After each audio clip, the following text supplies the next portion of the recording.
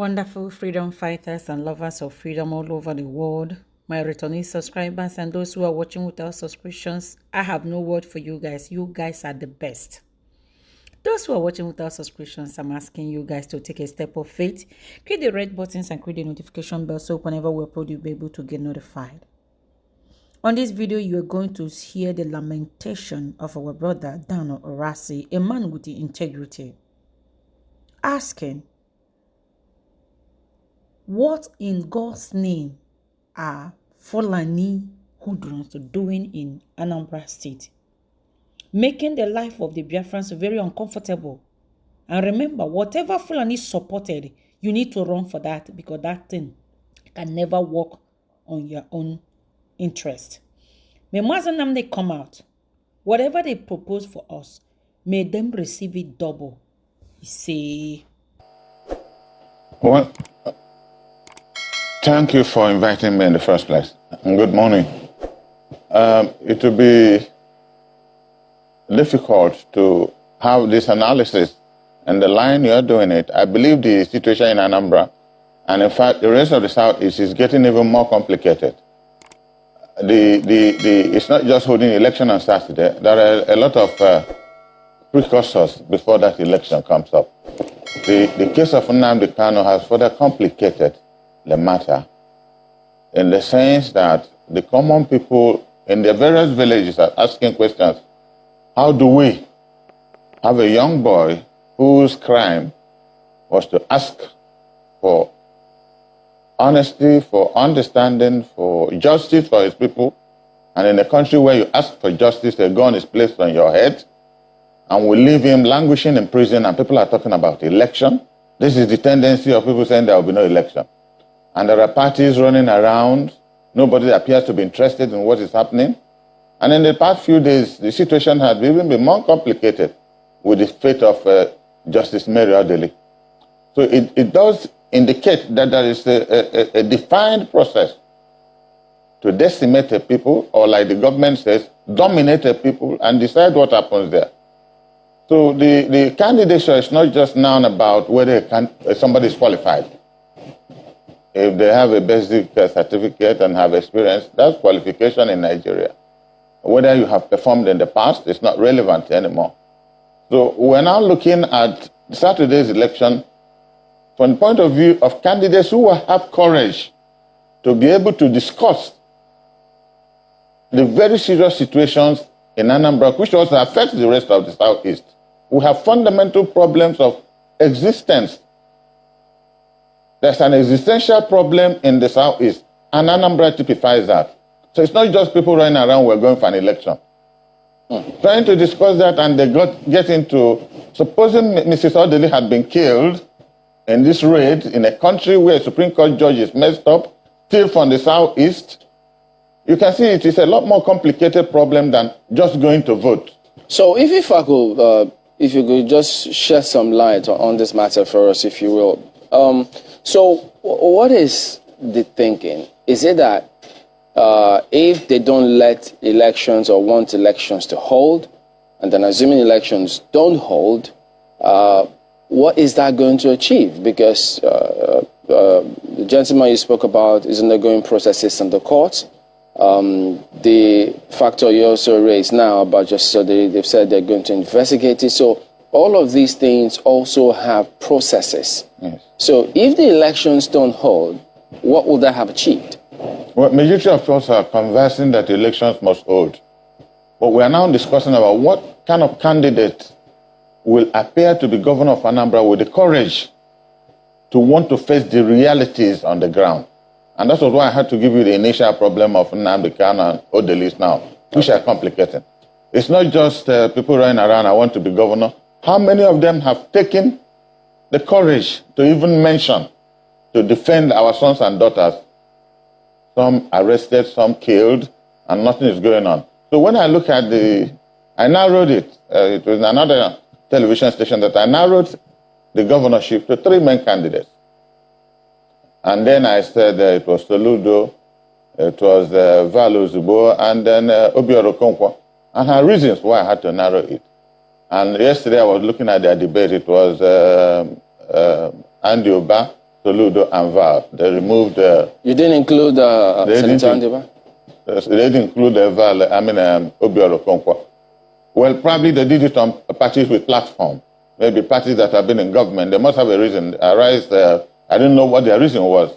I didn't watch it from the beginning, so I didn't know whether they gave a reason. What was your reason for leaving out the APC candidate? Myself? Yeah. Because initially I said he wasn't competent to be governor. He had no business wanting to be governor of Anambra State. Absolutely not. Okay. First, he's not qualified. He's not qualified to be governor. Secondly, he organized with his boss then the kidnap of Kingibe that failed. And that kidnap failure dissolved the state executive of PDP, and that was when I was appointed chairman of party. Are you speaking about this from the point of view of perhaps documentation or reports, police reports? No, what I'm saying that I worked as chairman of PDP for 3.5 years, 3.5 months, and sometimes I was on this your channel and AIT, and I told the government what really happened, told the world what happened. Yeah, but is this backed up by any police documentation or anything? Well, how do you back criminality with documentation that you can lay hands on?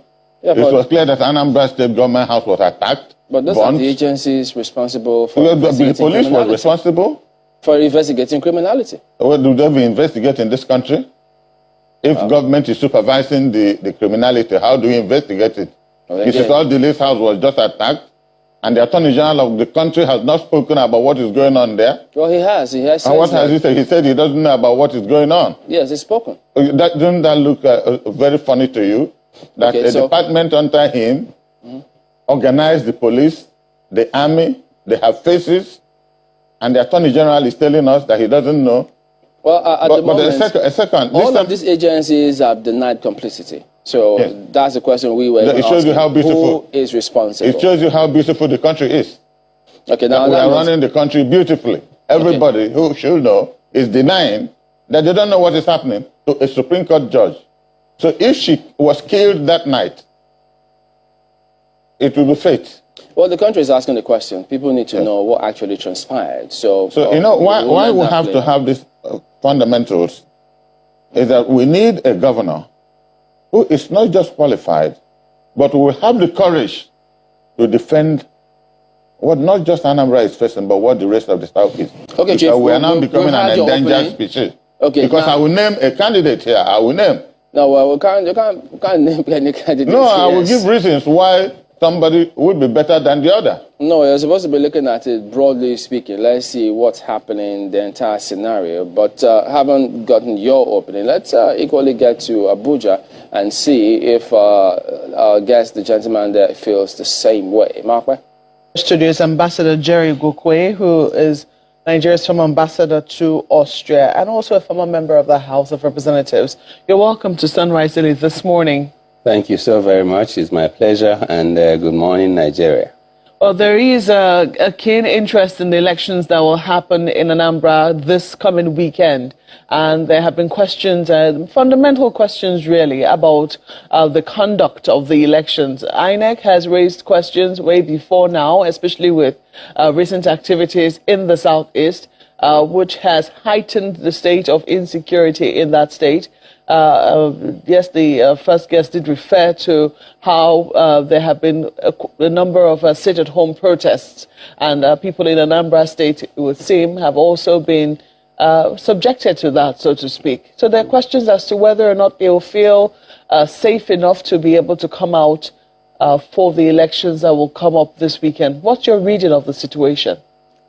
Well, let me start by saying that that is a good question that you put. You know, it's only somebody who had not been to the southeast or Anambra recently that will not have such a concern. I will tell you that, you know, many of us are concerned and we're talking about it. I was in Anambra, you know, up till yesterday. I came back yesterday. And you will really feel bad, you know, for people because you're not allowed to go around. You're not allowed to go do your own business because you may be killed, you may be murdered, you know, by people, nobody knows who they are. I think that is unfair to my people. Now, it does not mean that we do not share the ideals or ideas of those who are talking about emancipation of, if you will, the Igbo man. But, as a diplomat, things are better discussed on the table, but rather than, shooting guns and killing innocent people. The last time around, I was particularly moved. There was a gentleman who, his job was just driving keke. He feeds his family with keke. He maybe makes 1,000 naira a day and uses it to buy food for the children and stuff like that. Now, this gentleman, on a sit at home Monday, didn't have anything to eat. So he decided to drive out, and even if it means just one passenger, was going to give him and his family something to eat. And that young man was murdered. How would you feel about such a thing? When things like that happen, you begin to wonder, are people really thinking correctly? You kill a human being and you think it's a chicken or a dog or what have you. Even chickens, have their places. Even dogs, people can do many things to protect dogs. Not to talk about human beings. So that's what we're talking about. We're talking about a situation where someone would have the audacity to hold a proper discussion with these people.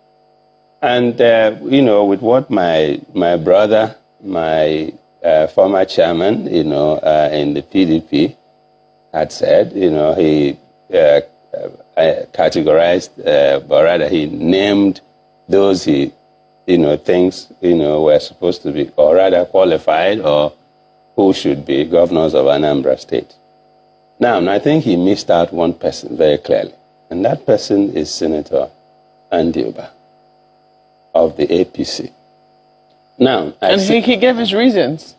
Yes, of course, he has his reasons. Then I have my own reasons too. One is we're talking about security. We're talking about issue of people's lives being saved. I can tell you that I'm aware and that Nnamdi Kanu at the time, Wazuruke and Co. were, on top of the Masop group. Nnamdi Kanu went to jail to discuss with him, to sit down with him and talk with him and negotiate, to try to find out how things could be resolved so that, whatever they were, doing would be minimized so that people's lives, will return to, what it used to be. So the point I'm making is that Andy has the capacity. You see, sometimes people think that it's only when people are shouting on the streets, when people are shouting at the tops of their voices, that you can say, they are strong. There are some silent operators, Many of us are people who do not come out to begin to show, that we've got this or we can do this. Andy is one of those kinds of people. You don't think that he's got some baggage, which the gentleman in Lagos also, pointed to during the Kingibe, who interestingly is in the same party with him right now. As Dr. Kingibe, there were questions as to what transpired when he was governor of Anambra State. I think that is most unfair to say that Andy orchestrated or championed the kidnap of Ngige. Thank you, my amazing people. If the video interests you, go ahead, like, share,